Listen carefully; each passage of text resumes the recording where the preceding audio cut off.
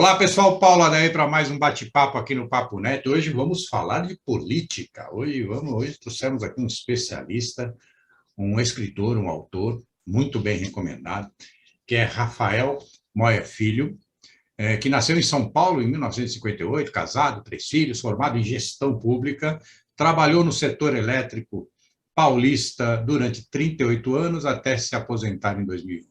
Colaborador de vários jornais, como, por exemplo, o Jornal da Cidade de Bauru, o Diário da Manhã de Goiânia, o Estado de Minas, Estadão, além de ter seus artigos publicados semanalmente pelo blog Uberlândia Hoje.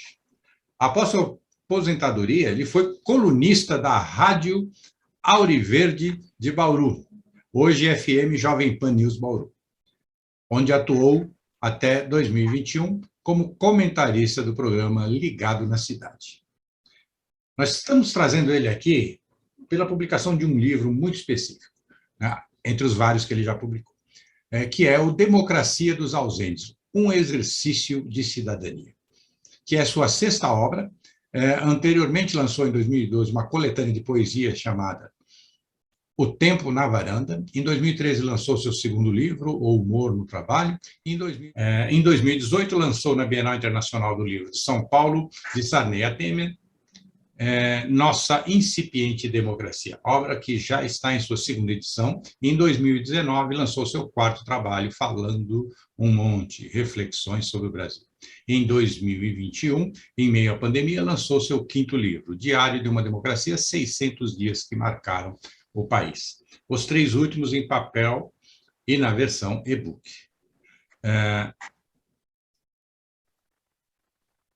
Rafael, é um prazer enorme tê-lo aqui. Pô, é uma obra extensa aí e bastante interessante esses temas que você aborda, né? Mas me fala um pouco desse seu livro, em especial essa última edição, essa última publicação sua aí. É um prazer recebê-lo, muito bem-vindo, obrigado. Obrigado.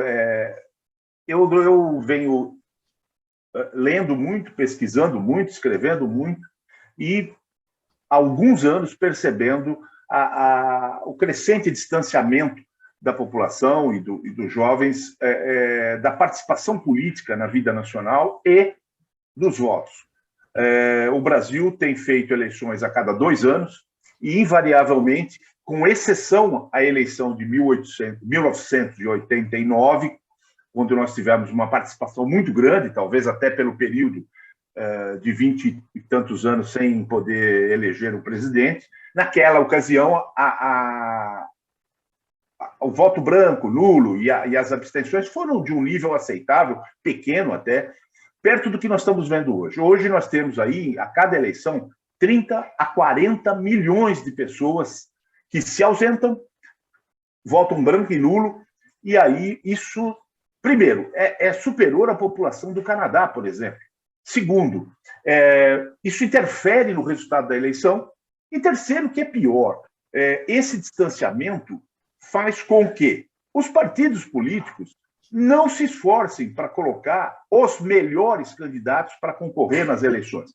Exemplo, candidato a vereador. Na nossa cidade, aqui em Bauru, que tem uma população de quase 400 mil habitantes, um eleitorado de 280 mil pessoas, o que acontece? O vereador é eleito com 1.000, 1.300, 1.500, 1.800 votos. Mas por que isso acontece? Isso acontece porque, no sistema proporcional, se você se ausenta, você derruba o quociente eleitoral. Derrubando o quociente eleitoral, o partido sabe que ele vai eleger quem ele quiser, porque a quantidade de votos que ele precisa para eleger cada vereador é muito pequena. Se todos votassem, por hipótese, na cidade de Bauru precisaria de 10, 11 mil votos para eleger cada vereador. Há uma diferença brutal nisso. Se nós levarmos isso para a Câmara Federal, aí nós vamos perceber por que o nível é tão baixo. São 2 fatores. Primeiro, porque os partidos escolhem aqueles que lhe convêm e não aqueles que realmente têm a capacidade, que têm o currículo, a formação universitária, a experiência para poder fazer frente aos desafios que nós precisamos lá. E segundo, porque essa ausência derruba o quociente eleitoral, e derrubando o quociente eleitoral, a eleição é mais fácil. Eles ainda incluem os puxadores de votos. Então, às vezes, um tiririca da vida consegue 1 milhão de votos. Aí o que acontece? Com esse 1 milhão de votos, ele, junto com ele, vai 4, 5. No meio desses 4, 5, podem ter gente que estava sendo investigada, pode ter gente que não tenha sequer o ensino fundamental, enfim, vai junto. É a lista do partido. Então, a sociedade não percebe que votar em branco, votar nulo e se abster pode sair um tiro pela culatra. Então, é isso que o livro procura mostrar, obviamente mostrando os motivos que podem levar o eleitor a isso, não só o contrário, mas também justificando por que o eleitor se afasta. Né? E aí a gente entra nas várias questões. Né? Mas tem uma provocação para você aqui que me chamou a atenção logo que eu vi o título do seu livro. A democracia ela por definição, né, a vontade da maioria. Né?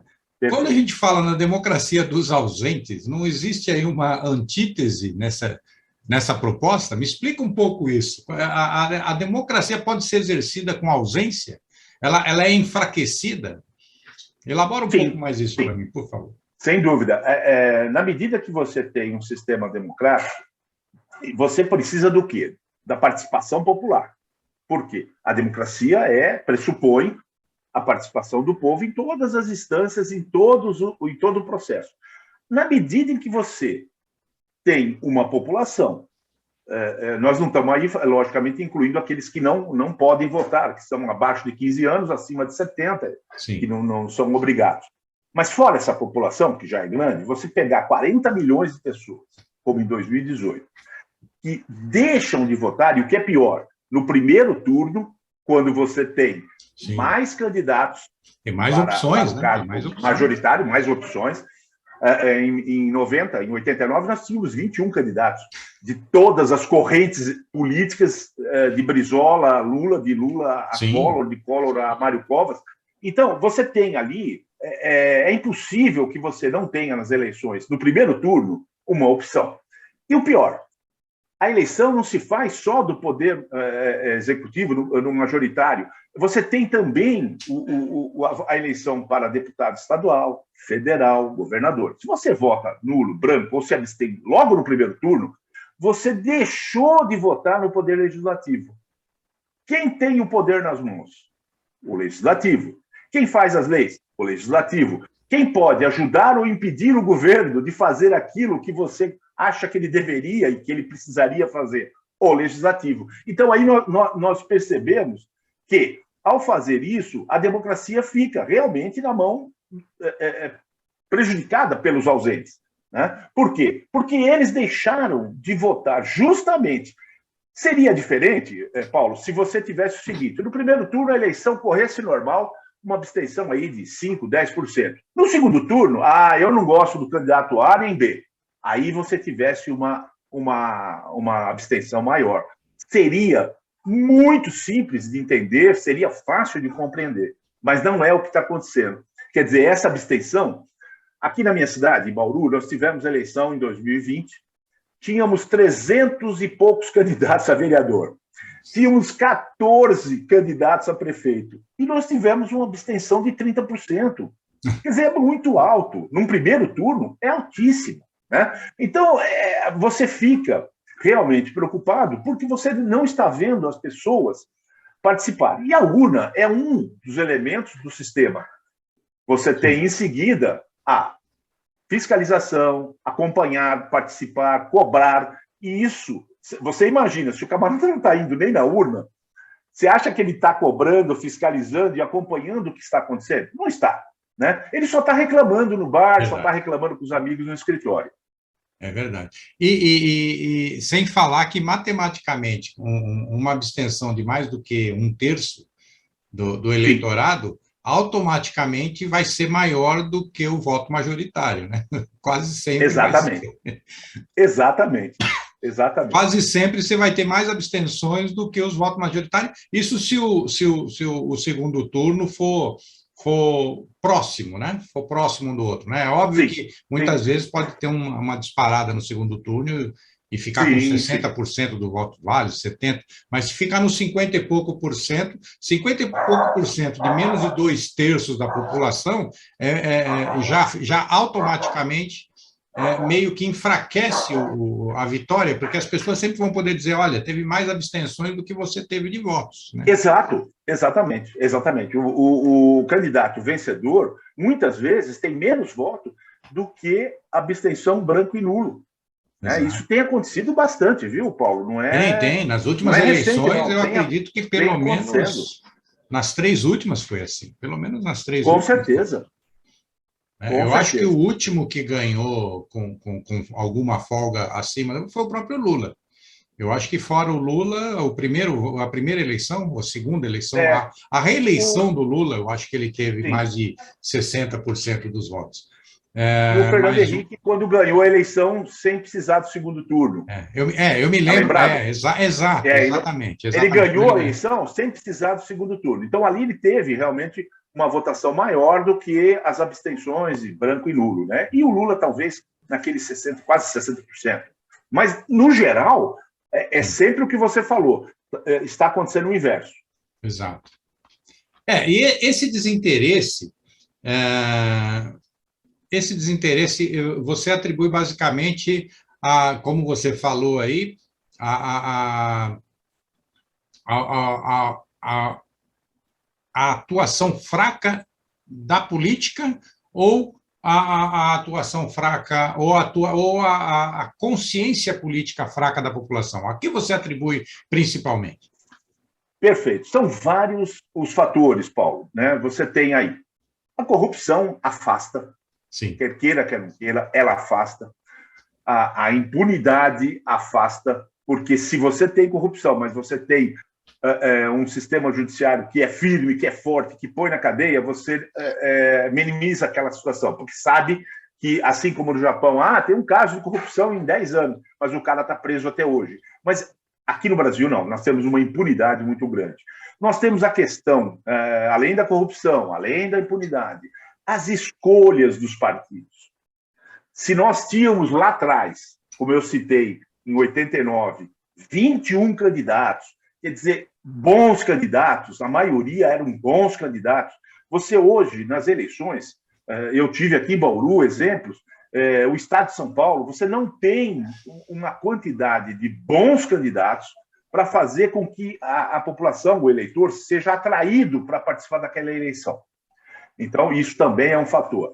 A credibilidade da classe política, né? Aquela sensação de que não vai mudar, né? Com essas opções aí não vai mudar. Você falou isso no início da sua fala e é verdade, né? Aí você também coloca o desconhecimento de uma parte muito grande da população brasileira sobre o sistema eleitoral, como ele funciona, o que é o sistema proporcional, o que é o sistema majoritário, isso eu explico no livro, inclusive com exemplos. Né?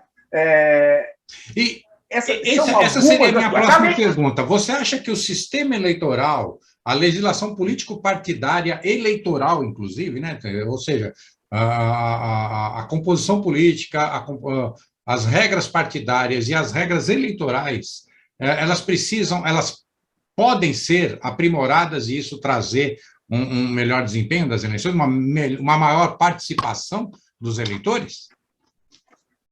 Eu não sei se isso chegaria a motivar o eleitor, né? Mas eu concordo contigo, ela tem que ser sempre aprimorada, sempre melhorada, para que nunca tenhamos, ou pelo menos a possibilidade, né, de que a eleição seja prejudicada justamente pelo sistema. Né? Eu tenho notado que há um interesse, um trabalho do TSE no sentido de ajudar ao processo, e não o contrário.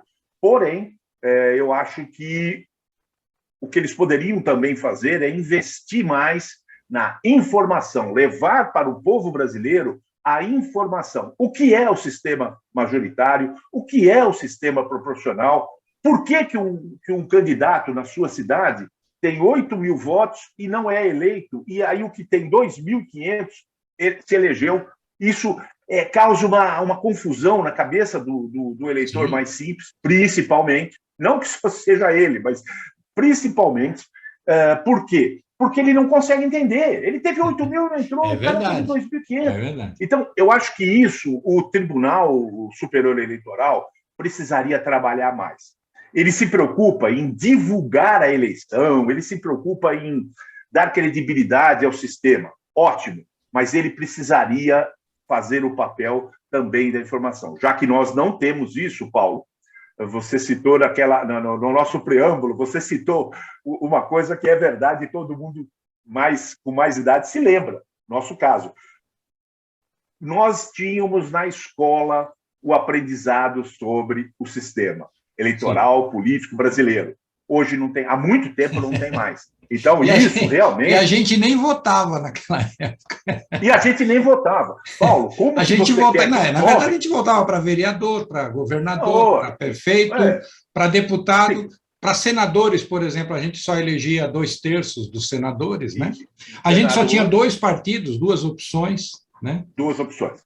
Então, quer dizer, como que você vai exigir que o jovem chegue na época da eleição consciente de como funciona tudo, se ele não aprendeu isso?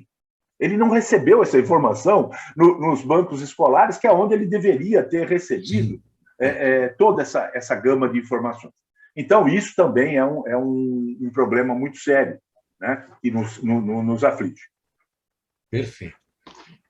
Bom, Rafael, é o seguinte, estamos chegando ao final aqui da nossa entrevista, eu gostaria de ficar falando ainda um tempão, convido você para voltar, vamos falar mais sobre esse assunto, acho que é muito interessante. Eu gostaria de pedir aí as suas colocações finais aí para os nossos seguidores e agradecer imensamente aí a sua participação aqui no Papo Net. Muito obrigado. Obrigado, Paulo. Eu que agradeço, é um prazer, estarei sempre à sua disposição, basta você me acionar pelo Zap e você sabe que contará comigo.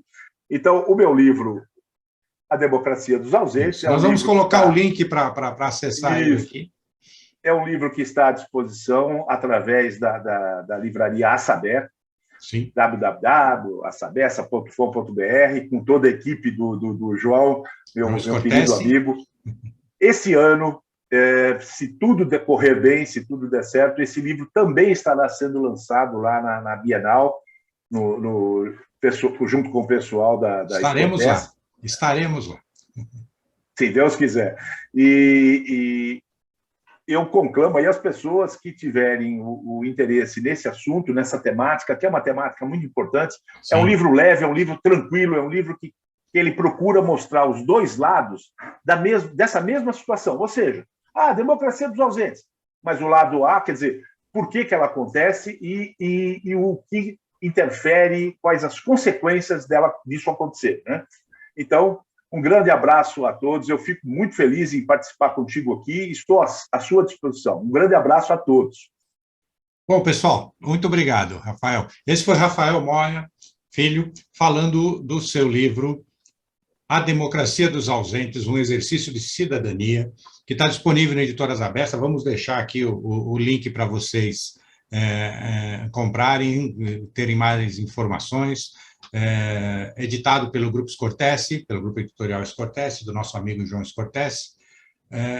Se vocês gostaram, curtiram, deem seu gostei, deem seu não gostei, se vir alguma coisa que a gente pode melhorar, façam suas críticas, façam suas sugestões, façam seus comentários sobre o nosso sistema eleitoral, sobre esse livro, sobre esse tema tão importante. Se acharem próprio, divulguem nas suas redes sociais, nos seus grupos. É importante que essa informação chegue ao maior número possível de pessoas. Se ainda não se inscreveram no nosso canal, inscrevam-se, ativem as notificações para saberem dos próximos episódios aqui no Papo Net. E como eu sempre digo, nós somos uma sociedade colaborativa, nós trabalhamos em conjunto. A humanidade é colaborativa na sua essência, a civilização nada mais é do que o fruto desse trabalho em conjunto. E pela primeira vez na história da humanidade, nós temos a tecnologia disponível para colaborar ainda mais, para complementar essa colaboração ainda mais, sem nos preocuparmos com isolamento social, distanciamento pessoal, fronteiras ou até idiomas. Então, utilizem as novas tecnologias para colaborarem ainda mais e construir uma sociedade cada vez melhor. Obrigado e até o próximo bate-papo aqui no Papo Net.